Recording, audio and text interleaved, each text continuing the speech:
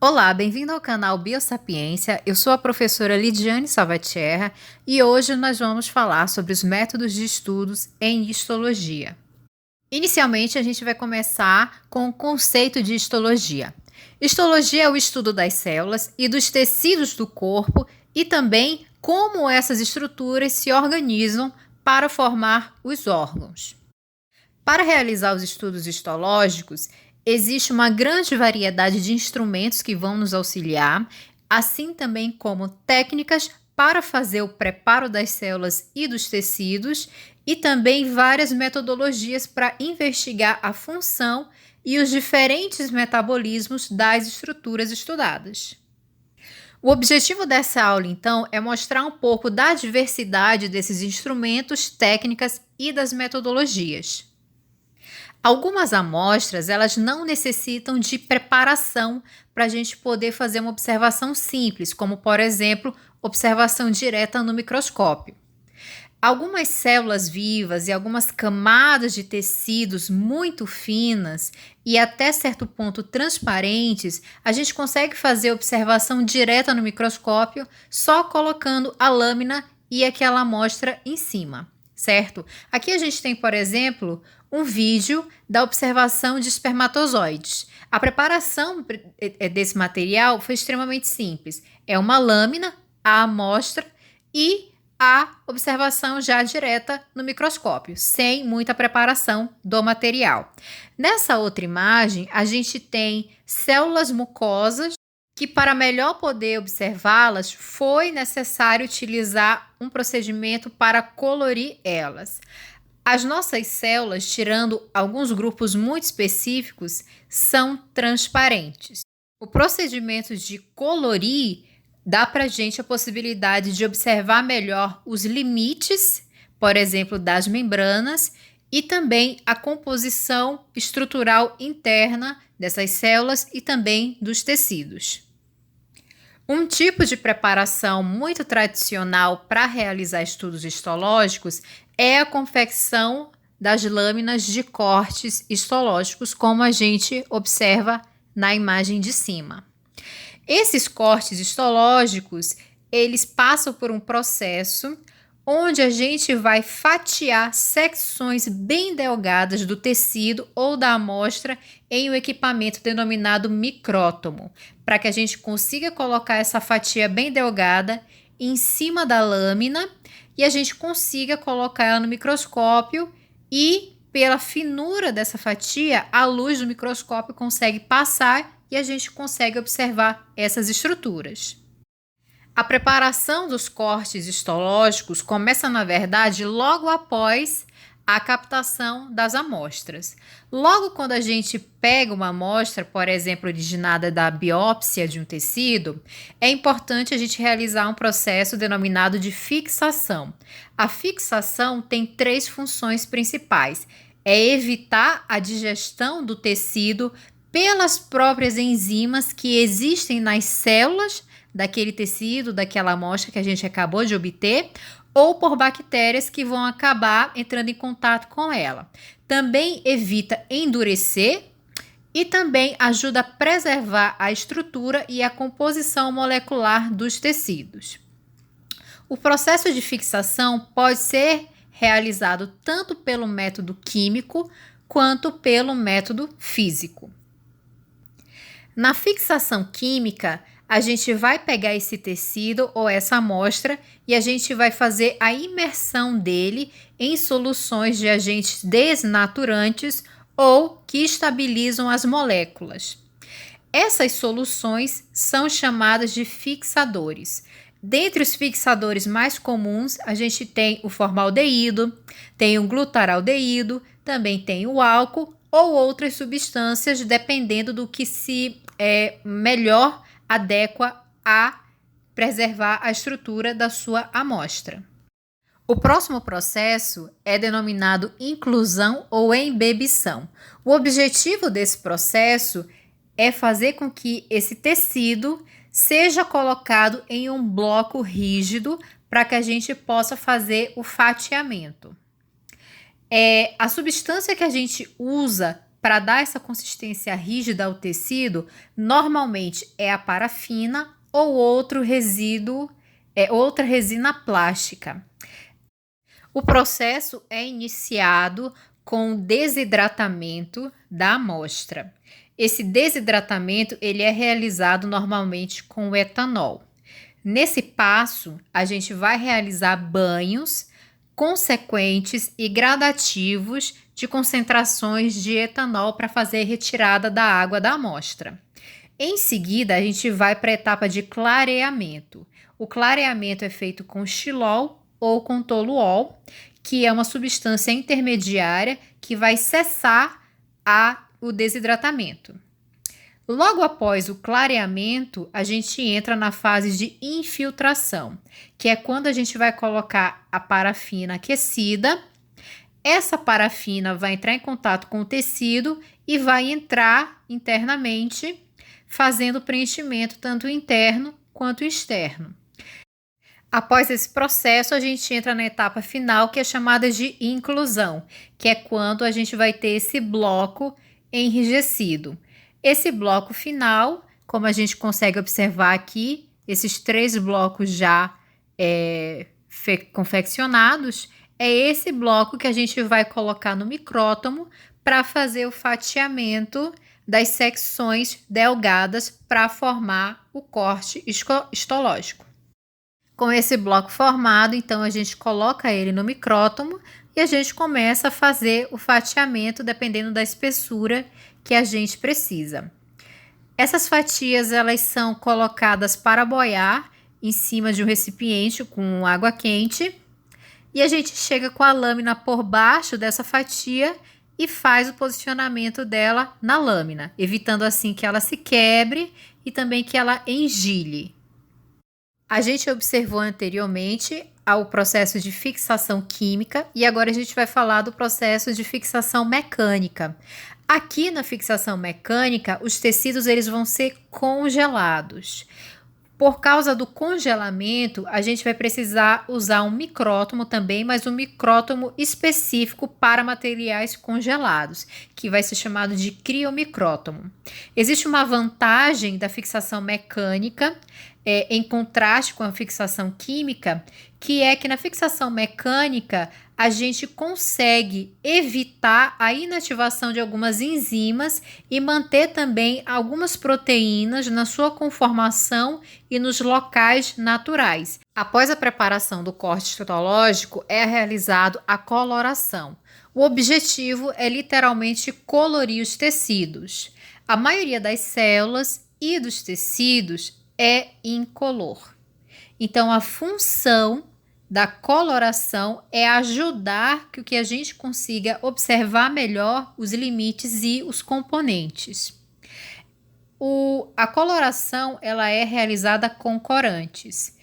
Esses corantes eles podem se comportar como substâncias de caráter básico ou de caráter ácido. A gente sabe que alguns componentes dos tecidos eles vão corar melhor com corantes básicos. Esses componentes vão ser chamados de basófilos.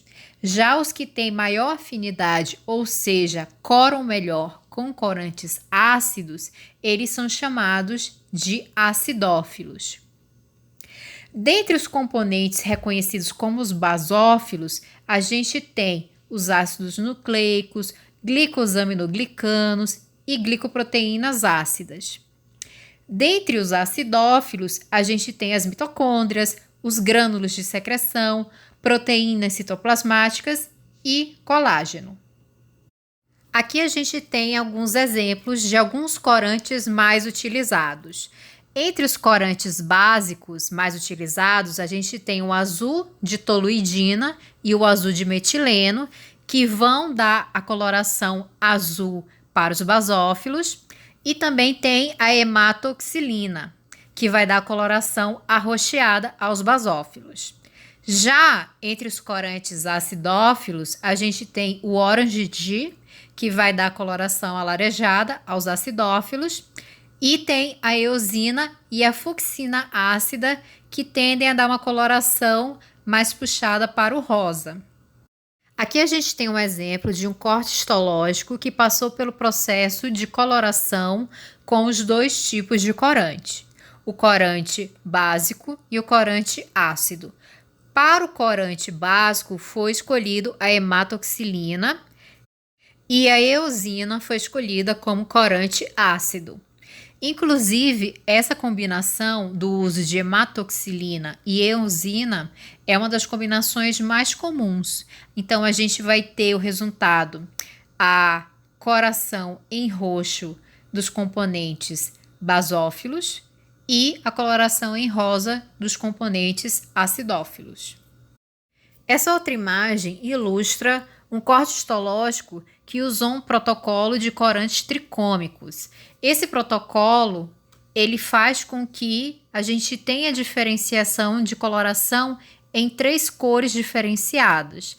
Esse tipo de protocolo, normalmente ele já vem em um kit formado e você vai colocando os corantes e cada corante vai ter uma afinidade maior ou menor naquele tecido. Então, o resultado final, você tem um corte com, no mínimo, 3 colorações diferentes. Existem ainda corantes que são extremamente específicos. Por exemplo, o corante Picrocírios, eles reagem às fibras colágenas do tipo 1 e 3. Então, quando a gente utiliza ele no corte histológico, a gente consegue fazer uma coloração bem específica. Inclusive, se a gente usar uma luz polarizada para observar, a gente consegue ver os colágenos bem iluminados, como a gente consegue aqui observar nessa segunda imagem, a coloração em um vermelho bem forte dessas fibras de colágeno.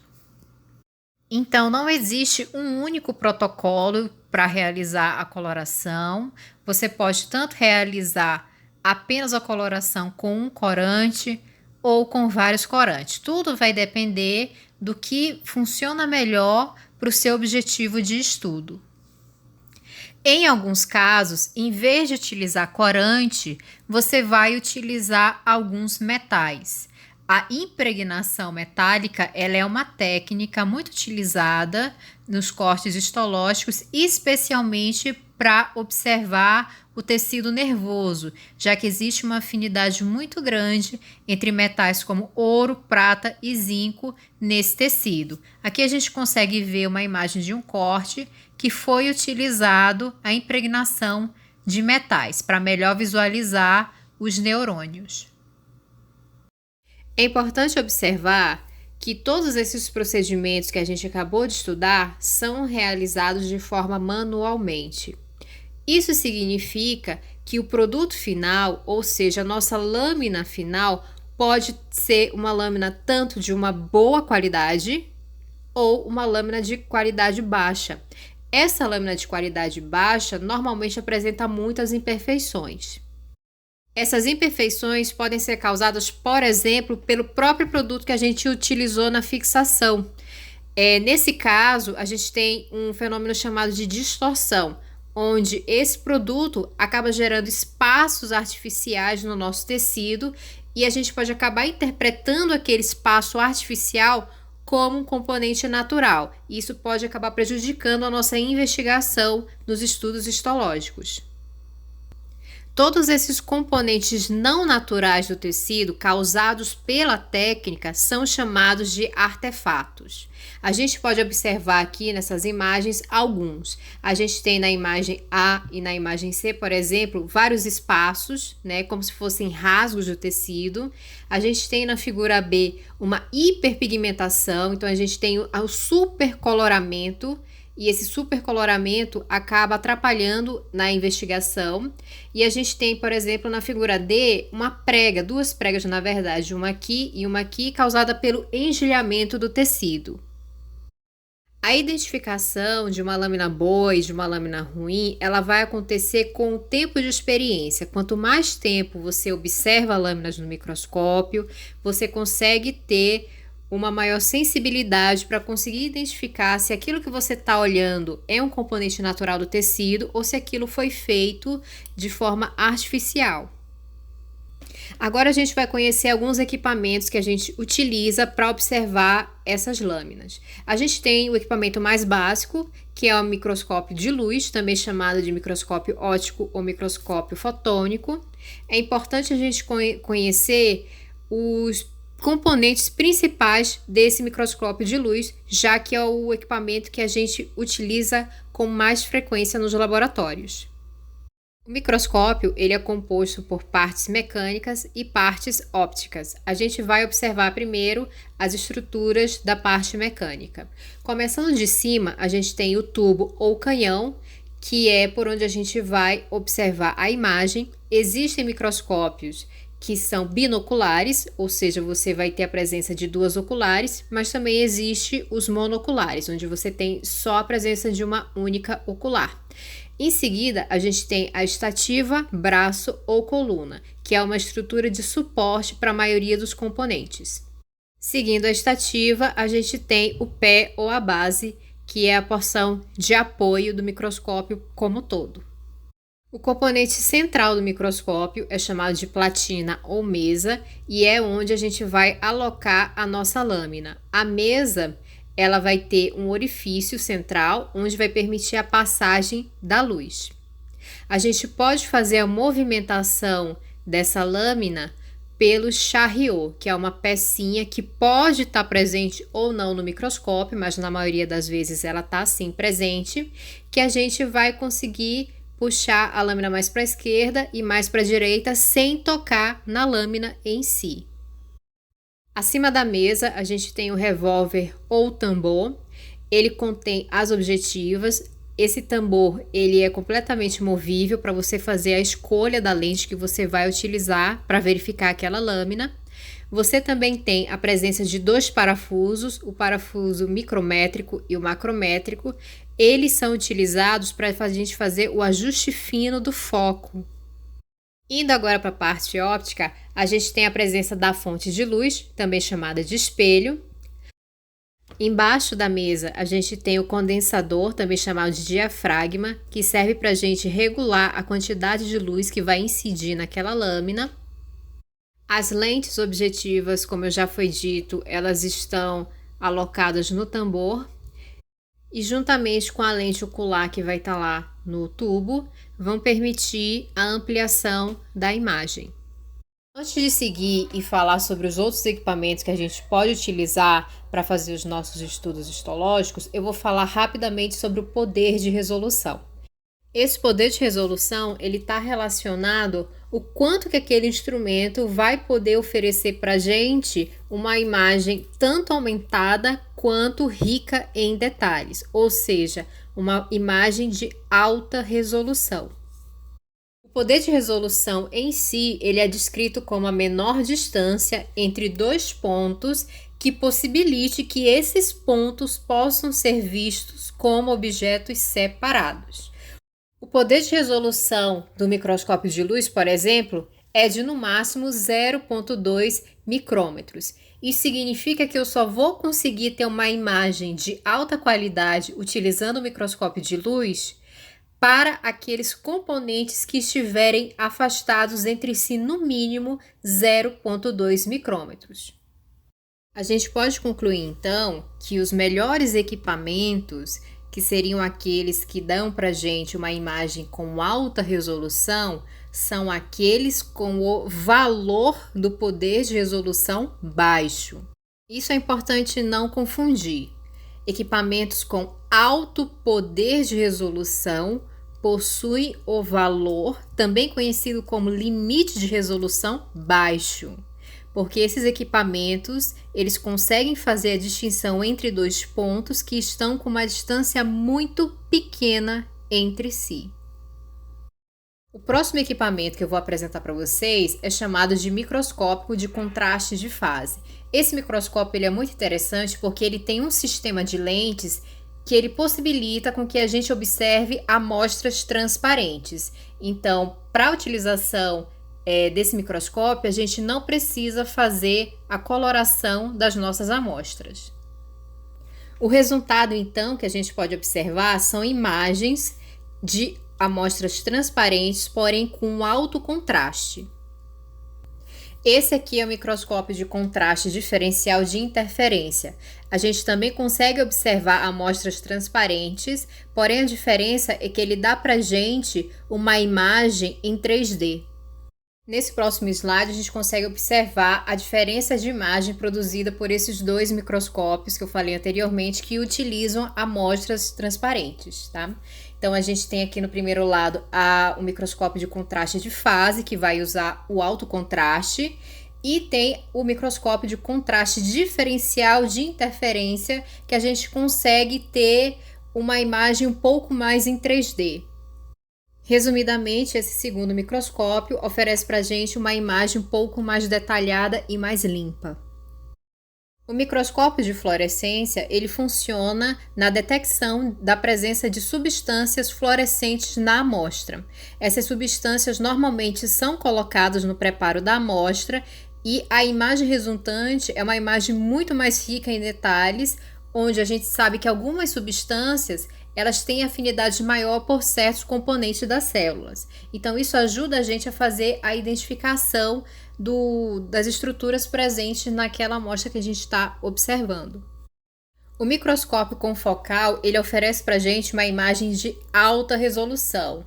Então, na maioria das vezes, esses microscópios, eles também são microscópios de fluorescência. Então, eles vão oferecer para a gente uma imagem rica em detalhes pela presença das substâncias fluorescentes que ele consegue identificar e também uma imagem de alta resolução. Agora a gente parte para os microscópios eletrônicos. A diferença deles, para os que a gente viu, é que eles vão utilizar a interação de elétrons. Nesse a gente tem o microscópio eletrônico de transmissão, chamado de MET.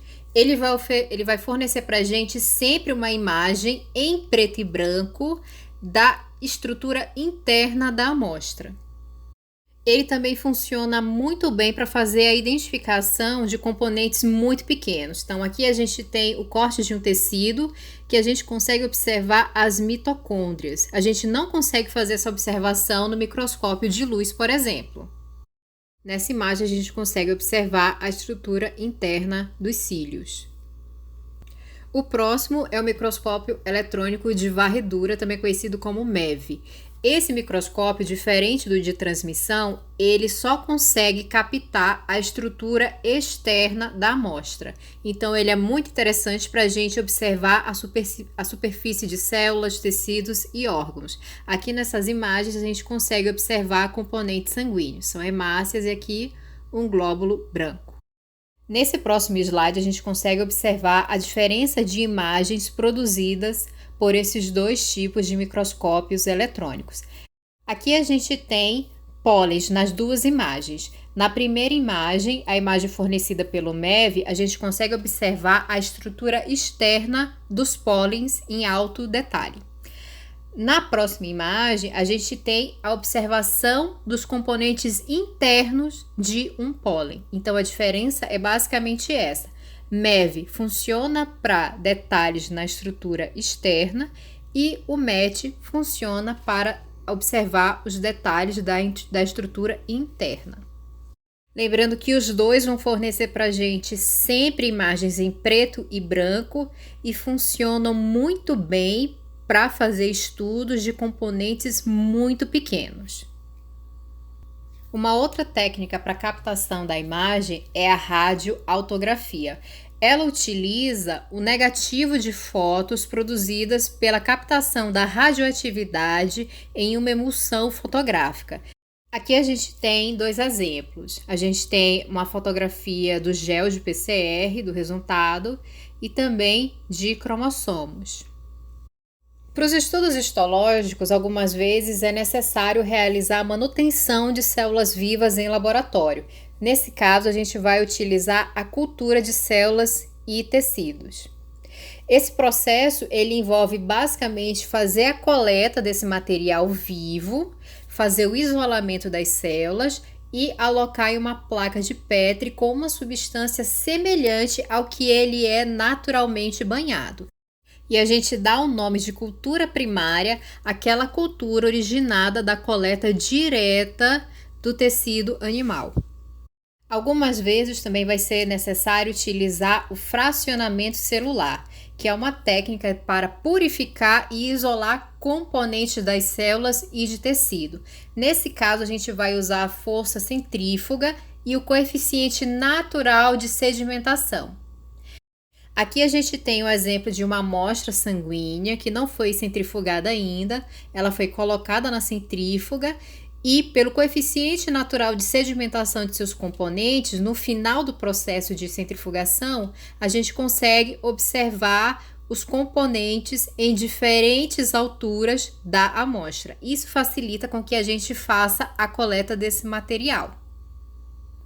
Nesse outro exemplo do lado, a gente tem uma amostra que também foi centrifugada e a gente consegue observar a separação da porção de células adiposas da porção do fluido daquela amostra. Agora, se o objetivo do nosso estudo é localizar substâncias específicas tanto dentro da célula ou na matriz extracelular, a gente pode utilizar métodos denominados de histoquímica e citoquímica. Esses métodos, eles são baseados em reações químicas específicas que ocorrem com alguns grupos de substâncias. A gente pode utilizar a histoquímica e a citoquímica para localizar íons, ácidos nucleicos, proteínas, porém, quando a gente vai procurar a maioria das proteínas em cortes histológicos, a gente utiliza mais, na verdade, a metodologia denominada de imunocitoquímica, que a gente vai olhar mais para frente. Porém, a gente pode localizar, utilizando a histoquímica e a citoquímica, proteínas como algumas enzimas específicas, a fosfatase, a desidrogenase, peroxidase, polissacarídeos, oligosacarídeos e também lipídios. Aqui a gente tem o resultado de uma técnica histoquímica. Essa técnica é denominada de PAS, também chamada de reação de ácido periódico e Schiff. O objetivo nesse corte histológico era a localização do glicogênio. Dessa forma, foi colocado esse corte em contato com o ácido periódico e o ácido periódico em contato com o glicogênio resulta em resíduos de aldeído. Em seguida, a gente vai colocar uma solução do reagente de Schiff, que ele faz com que esse aldeído fique com uma coloração bem forte, púrpura ou magenta. Isso ajuda a gente a fazer a identificação muito mais clara do glicogênio no corte histológico. Uma outra possibilidade para a gente conseguir localizar algumas moléculas é a utilização de marcadores. Marcadores, eles são compostos que interagem especificamente e acabam se ligando com determinadas moléculas. Existem vários tipos de marcadores. Dentre os mais conhecidos estão substâncias fluorescentes, átomos radioativos, moléculas de enzimas e metais. Em alguns casos, vai ser necessário a gente fazer a marcação de uma molécula que tem maior afinidade com aquela molécula que a gente pretende estudar. Dando um exemplo, se a gente for querer estudar a actina, a gente sabe que existe uma molécula chamada faloidina, que é extraída de um cogumelo da espécie Amanita phalloides, que tem alta afinidade pela actina. Então, a gente coloca a faloidina em contato com a actina e, em seguida, a gente coloca um marcador específico da faloidina, que é uma substância fluorescente. Então, quando a gente for analisar essa célula, a gente vai conseguir observar toda a actina fluorescente. A penúltima técnica que a gente vai estudar é a imunocitoquímica, que eu já falei que é uma técnica muito utilizada para identificar proteínas. Essa técnica utiliza anticorpos que podem ser criados específicos para essas proteínas. Existe a possibilidade de utilizar essa técnica de forma direta ou indireta. E esses anticorpos utilizados, eles podem ser policlonais ou monoclonais. Resumidamente, na técnica direta de imunocitoquímica, a gente vai utilizar apenas um anticorpo e um marcador. Já na técnica indireta, vai ser necessário utilizar um anticorpo e um anti-anticorpo além do marcador. Agora vamos discutir agora como ocorre a produção desses anticorpos. Quando há necessidade da gente produzir um anticorpo contra uma proteína que a gente está estudando, lembrando que nesse caso a proteína ela vai ser identificada como antígeno, a gente vai injetar essa proteína X em uma cobaia. O sistema imunológico dessa cobaia vai fazer a produção desse anticorpo e a gente vai fazer a coleta do anticorpo do plasma dessa cobaia. É importante notar que a produção do anticorpo ela é originada do reconhecimento de diversos grupos de linfócitos. Então, o que ocorre é que essas diferentes linhagens elas podem produzir anticorpos diferentes contra várias porções da proteína. E aí a gente vai ter, na verdade, uma mistura de anticorpos. Esses anticorpos vão ser chamados de policlonais. Existe, porém, uma segunda possibilidade de produção de anticorpos. Nesse caso, a gente vai fornecer a proteína que a gente quer, a produção de anticorpos, em uma cultura com linfócitos fundidos com células tumorais. Esses linfócitos vão então fazer a produção do anticorpo contra aquela proteína e a gente vai conseguir fazer a coleta. Aqui também vai ocorrer a produção do anticorpo originada do reconhecimento de todos os grupos de linfócitos, porém, na cultura a gente vai poder fazer o isolamento de diferentes anticorpos. Então, vai permitir com que a gente obtenha anticorpos específicos. Esses anticorpos que a gente consegue fazer o isolamento, ou seja, eles não vão estar misturados, não vão ser caracterizados como anticorpos policlonais, eles vão ser denominados de anticorpos monoclonais. A última técnica que a gente vai estudar é a técnica de hibridização ou hibridação. Essa técnica vai utilizar a ligação entre duas moléculas de cadeia única de ácidos nucleicos, DNA com DNA, RNA com RNA ou RNA com DNA, que vão se reconhecer se as suas sequências foram complementares.